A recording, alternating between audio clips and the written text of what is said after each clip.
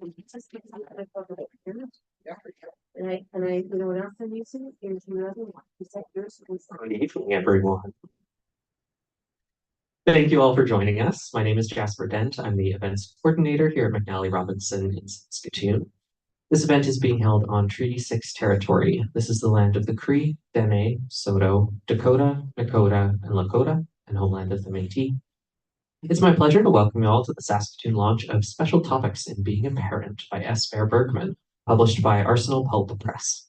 Thank you so much to Bear for being here tonight, as well as Arsenal Press, and particularly Brian Lamb, who was instrumental in coordinating this event. Before we begin, please know that this event is being live streamed, so just be aware of the web camera to your right here. Hello to all the people joining online. I'd also like to take this time to remind you all to silence your phones or turn them off. Save yourself the awkwardness of it going off in the middle of the event. And finally, during the Q&A portion at the end, I have a microphone that I will bring to any audience members wishing to ask questions. People can also ask online, but this room tends to swallow sound. So if you are asking a question in person, we ask that you just use the microphone so everyone can hear you. If you would like to buy copies of either of Bear's books, we've got them up here at the signing table or back on the desk where you walked in. With that housekeeping out of the way, I would like to introduce our author this evening. S. Bear Bergman is an author, storyteller, educator, and the publisher and founder of children's book press Flamingo Rampant, which makes feminist, culturally diverse picture books celebrating LGBTQ+ kids and families. He's the author of Special Topics in Being a Human and Special Topics in Being a Parent, both illustrated by Saul Freedman-Lawson.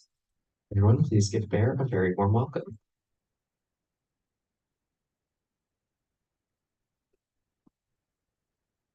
Thank you, Jasper. I appreciate that. Hello. I won't do this for long, don't worry. But I am happy to be here, and I do want to read you a chapter, and perhaps there are also people in the little screen. I'm not looking over there, because I don't want Jasper to tell me if there are or not. I'm just going to pretend there are, for my own good health. But, here we are. So I want to read you the first and perhaps one of the fondest chapters of this book, which is called I Was a Perfect Parent Before I Had Actual Children. One of the things I love about this chapter is that I can tell from the tone of people's laughter whether they have children or not when I read the book.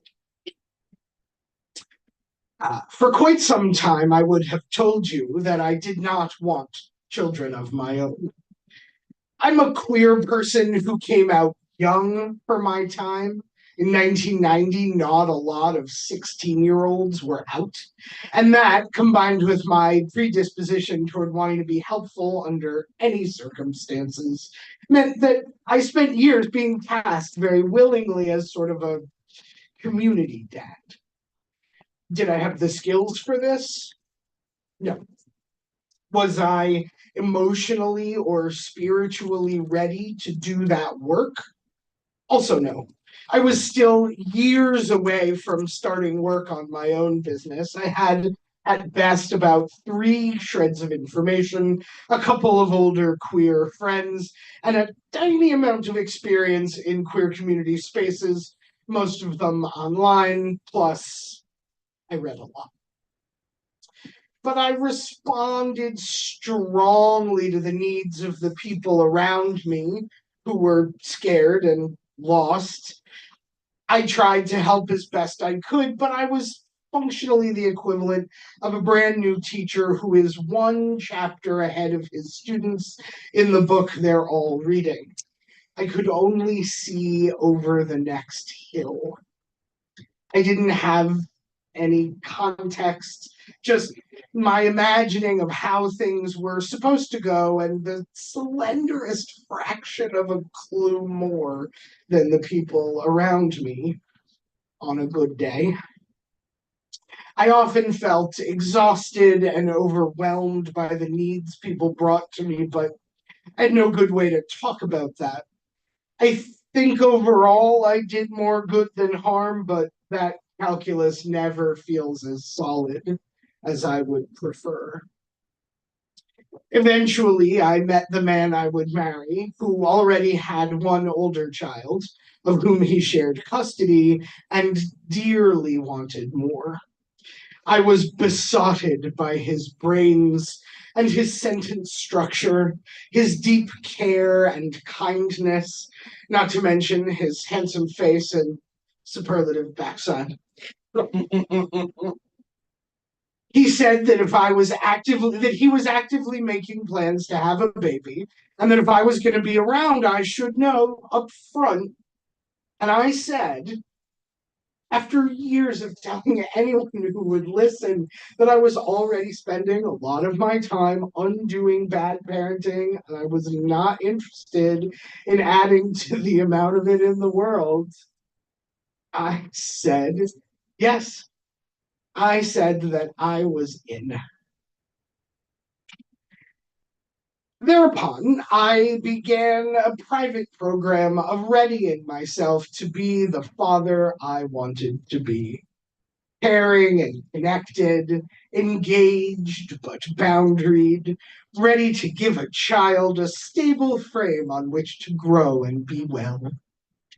I imagined hundreds, if not thousands, of conversations in which I responded to imagined issues in parenting, in the car as I drove, or while I walked my dog and thought my little thoughts.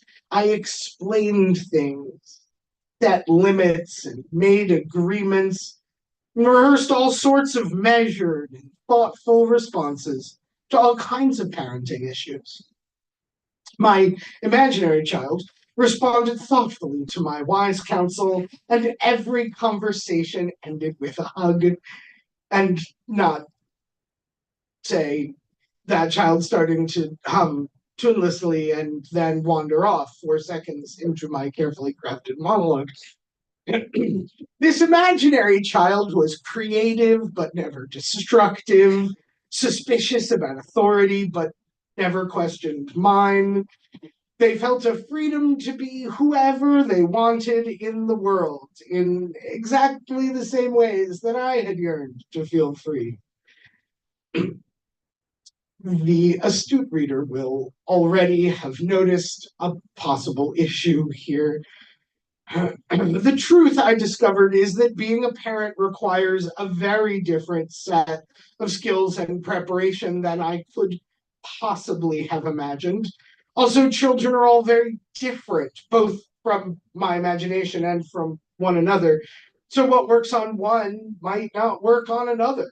And beyond all that, I was busy preparing for situations like a kid going to a party and getting drunk, which not at all coincidentally was the kind of community parenting I had already been doing.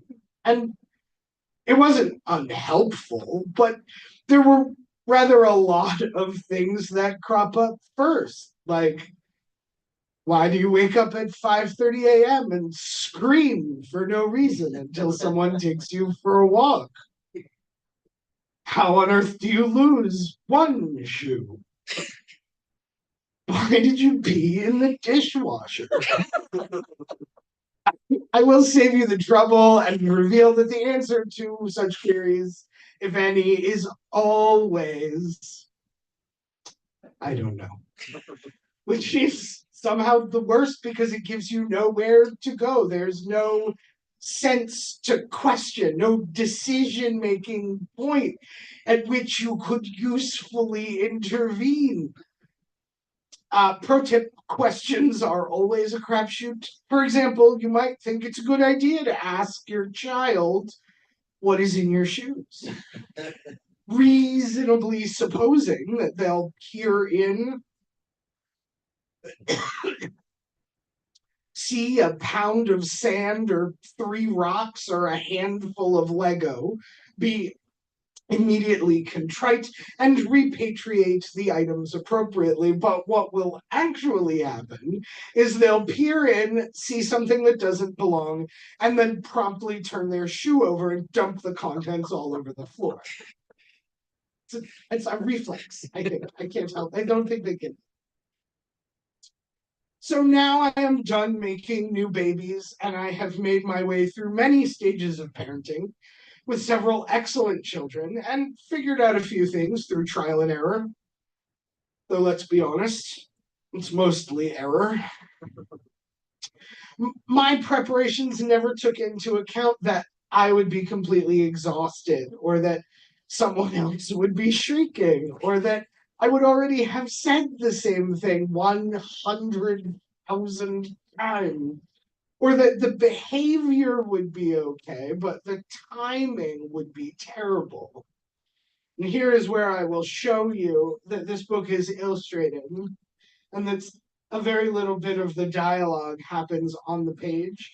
And the image for that the behavior would be okay, but the timing terrible, shows a little child's face sort of peeking around a doorway saying, hug? And the answering, very dignified speech bubble just says, I do want a hug, but when I am finished pooping, please.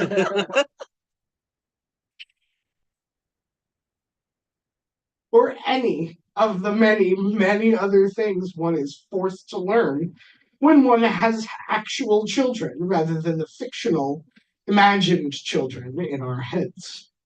More effective preparation for parenting would have been going to Grand Central Station with an heirloom vase in one hand and trying to apply shoes to an octopus, while a team of middle schoolers threw tennis balls at my head and a countdown clock screamed the time at me every 5 seconds. What I have noticed, however, as of this writing, with children who are 28, 13, and 8, is that I am managing to put a few things together in retrospect. It's very inconvenient. Most of this would have been much more useful beforehand rather than after, but such is the way of parenting. One is always, to quote my still very smart and also good-looking husband, ready for last week's child. The child you no longer have because they've already grown and morphed and have a new need or phase or experience to respond to. The learning curve is steep and you will be surfing it most of the time, which is actually a splendid metaphor. There's a lot of getting up very early, a lot of hard work paddling, the great and joyful golden moments when you're up and on the wave and it feels like you're, holy shit, doing the thing for real, and it's perfect and amazing. And then getting jumped out of that moment and tumbled around like you're in a washing machine and sometimes held under far longer than you think you can manage. Plus, you ended up with a lot of weird injuries you can't recall getting. And somehow there's always sand everywhere. And so at this point in parenting, both the ad hoc ex post papa kind that I started rather early on, and the immediate and relentless kind that I do now with the children for whom I am directly and everlastingly responsible, I have learned a few things. I have some of them in retrospect, mostly through making mistakes and trying to fix them, a considerable number from my actual non-imaginary children, a tiny precious few through having had an actual good idea. For example, I've learned that it's fine to be a cool dad and let your kid play with flour. And it's also fine to minimize mess and do that in the bathtub. But under no circumstances should you run the water into the tub before you get the child out, even if they beg you to do it, because water plus flour equals wheat paste. And now you have a miserable, crying child with tiny balls of sticky paste clinging to every filament of peach fuzz on their body, and it will take days to get it off. I've learned that if you do something 3 days in a row, it's now part of the routine. And if you do it 3 years in a row, it's a tradition. So be careful how many times you seat a stuffed bunny at the kitchen table and serve her a cup of tea. I've learned that one of the most important things actually is that they feel you're on their side. And in my desire to be helpful, always, I have again sat down and tried to write what I know in the hopes that I can have made these mistakes so you don't have to. And so you don't feel alone in the incredible mountain of decision making that parenting requires. So if nothing else, it feels doable. You could do it. Maybe some of what follows will help. Take what you can use, laugh at the rest, and good luck.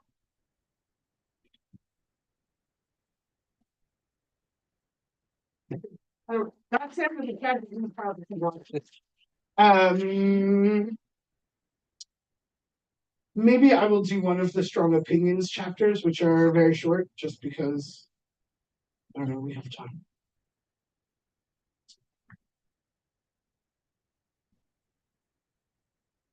I'm looking for, this is why people have their own, their heavily annotated copies.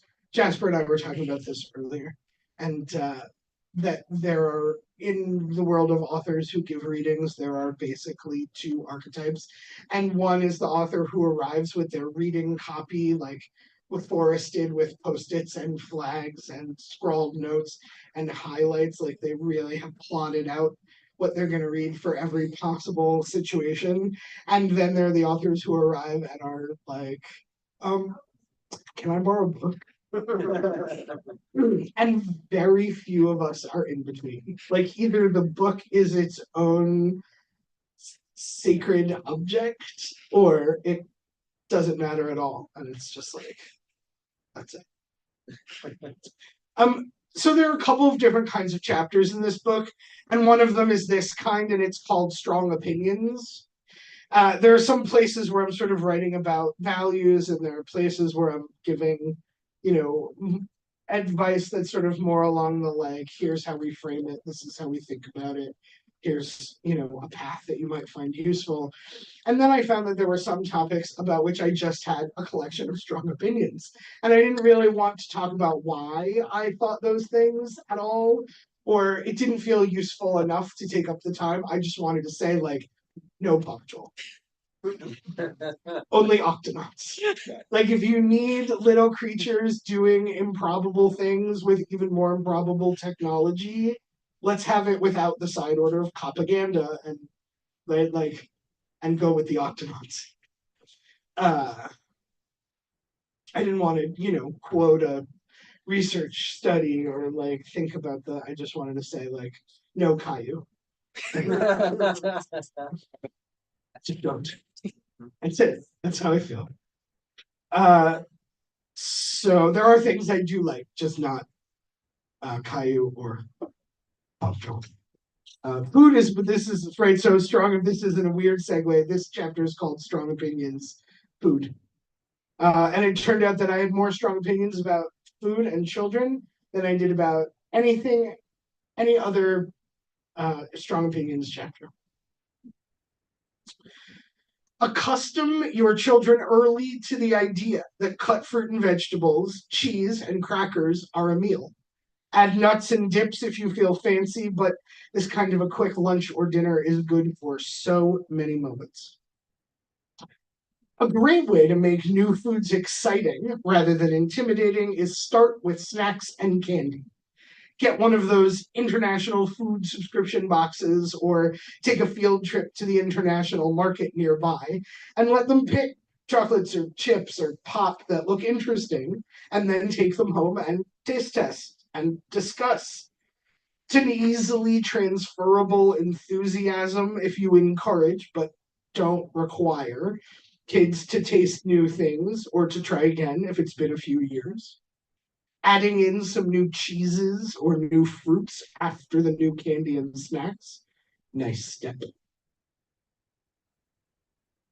I like Ellen Satter's idea that there should be a division of labor at the table. The adults provide the food, which is our part of the work, and the children eat what and how much they want, which is their part. But I also think about this in terms of hospitality. If you want children to feel welcome at the table and pleased about food, cook for them like they're guests, in that you don't comment on how much they eat or which things. Though when they're very small, you can remind them that it's eating time and not just talking time. Food aversions are real, and some kids simply cannot stand the taste or texture of certain foods. In this way, to treat them like guests. Make sure there are at least some foods on the table they feel comfortable with. Don't try to browbeat them into eating things that they feel dubious about. Keep thinking about hospitality. If fresh fruit is too texturally uncertain, offer frozen or freeze-dried. Maybe that's nicer. Most cheese is too smelly or too strong. Keep halloumi or queso fresco in hand. They will not starve, I promise. And the paradox here is that people who feel complete agency not to eat anything they don't want are more likely to go ahead and experiment when they feel ready to do that. This is literally a chart to show you how many different kinds of savory make your own sundaes there are. Relevant to the above, there are a million versions of make your own sundaes, which are all great for feeding children. Rice bowls, tacos, ramen, pizza, sushi rolls, nachos. You just make the base, or buy the base, whatever, prep the vegetables or the fish or the eggs or the meat or the tofu that go with whatever starch you picked. Set out the sauces, let everyone roll their own. They can experiment as much or as little as they want, and you can skip the complaints. One person can eat plain chicken chunks with rice, while someone else mixes 4 different textures of food and drowns it all in sauce, and yet everyone is eating the same meal. Great snacks you may not have thought of. This is its own page. I just really think these are important. Snap peas with blue cheese dressing. Popcorn with butter and nutrition yeast. Toast with cream cheese and jam. Good snacks. This is the last page, and it's also the page I want to have made into a poster real bad. No fat shaming ever. No diet talk, or God forbid, dieting ever. It's not good for anyone, but it's really not good for children. Nobody needs to earn their food. No one is being naughty when they eat donuts. No one is being good when they eat an apple. Broccoli is delicious, and so is cake. Your thighs are fine, and so are theirs. The end.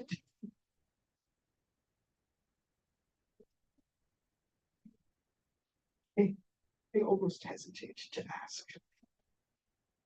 But are there questions at all?